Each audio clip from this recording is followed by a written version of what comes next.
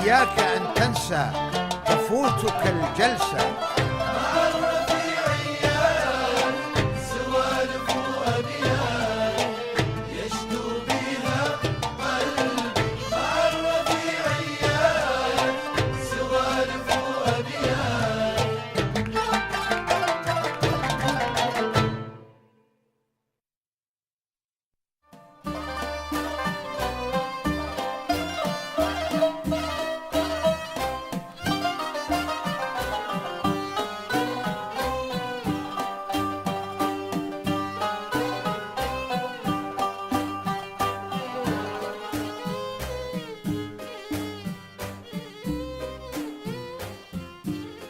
مساكم الله بالخير.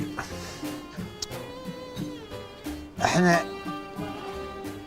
بنتم مع بعض ان شاء الله اكثر من 30 ليلة في هذا الجو الماضي القديم،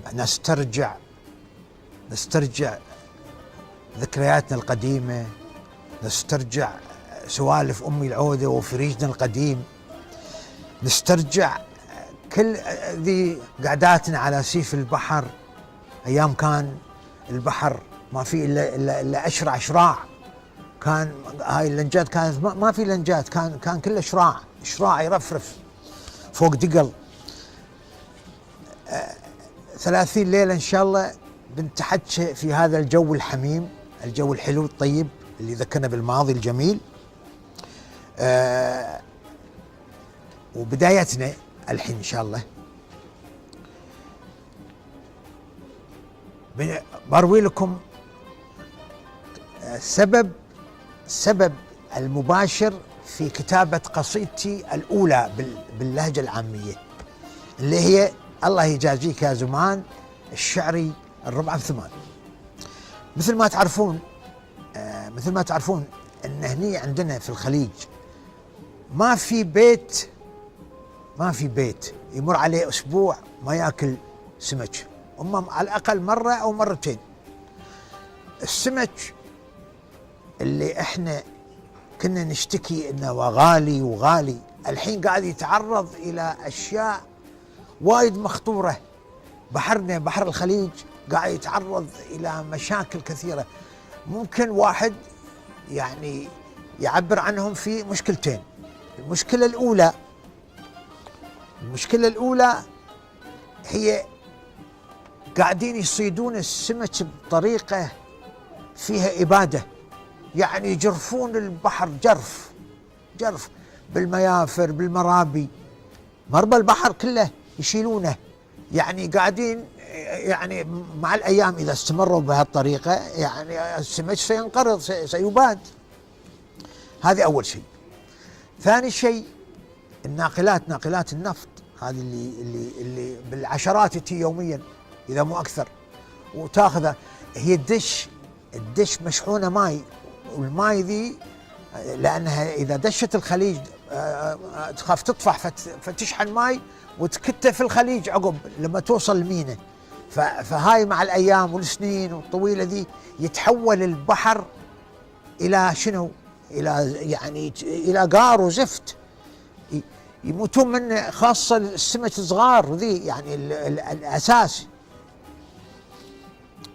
هذه العاملين قاعدين يقضون على هالبحر. يمكن يوم سينقرض فيه، ما بنشوف لا شعري ولا هامور ولا سبيطي ولا القرقفان، كله سينتهي هذا ذي. وموضوع حتى موضوع القصيدة مالتي سينتهي. هذه من ناحية النهام أول أيام الغوص. النهام يعبر عن الغاصة وعن همومهم وعن أفراحهم.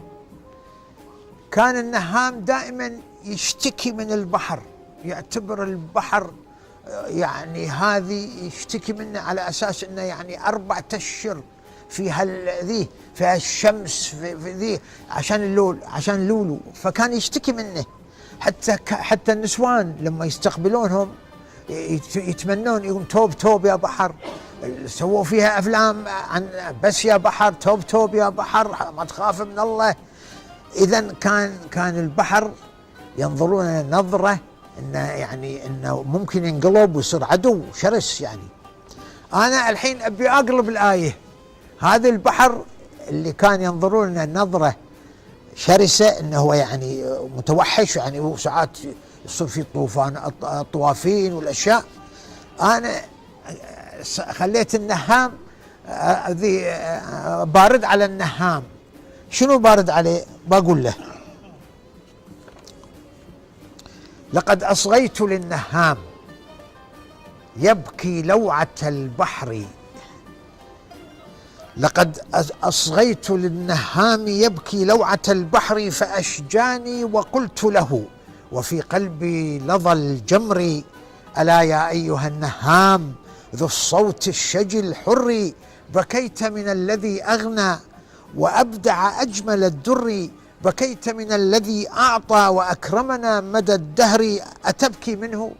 بل نبكي عليه بدمعنا الثر، سنبكيه وندفنه بقبر القاري، لا القبر فقد راح الخليج قضى، لماذا لا راح لا أدري. خلينا نعود الحين للسبب المباشر اللي أنا كتبت من أجله قصيدتي. أرجع البيت من الشغل، ولا ويحطون الغداء، ولا أشوف الإيدام كل ماله شوي، كل يوم عن يوم يقل، مع أنه يعني أغلبه كان شعري. الشعري من أرخص هذه السمك. أسأل والد: شلون يعني هذه، يعني لمتى الإيدام شوي؟ هو الغذاء الرئيسي مالنا. يقول: الشعر بثمان، الشعر بثمان.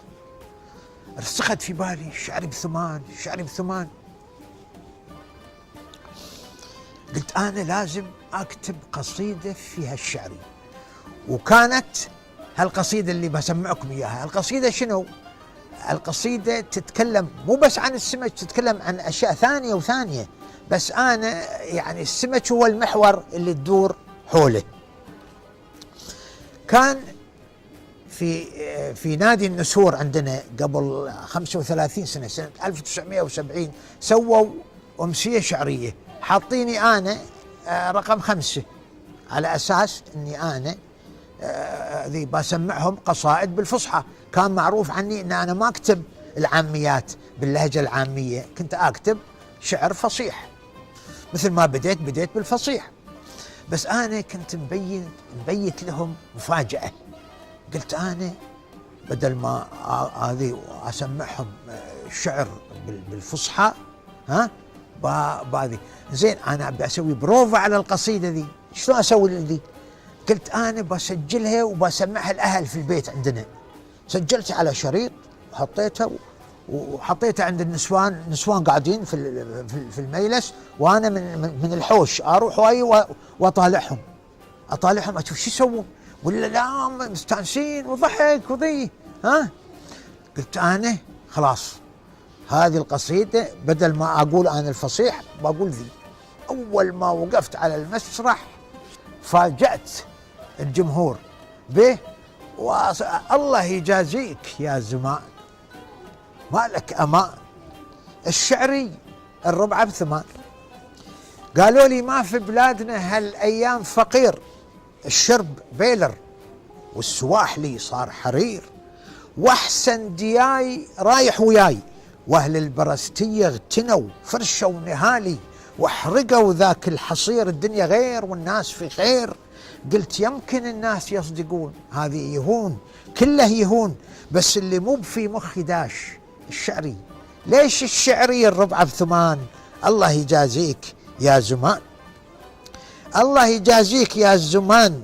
دنيا عجيبة مخربطة، ريال لقد لما الشطة، شارع قصير والناس تسير، واخونا راكب بطبطه، والثاني واقف في كتر طوله متر يقنص، تقول صياد أسود، يا الخدود مثل الورود، لو تسمح ويه بطوف، لو تسمحون واسمع حكي يقرص لذون، يا مامي طوف. أقول أفا، بس كل ذي عندي يهون، كله يهون، بس اللي مو في مخي داش الشعري.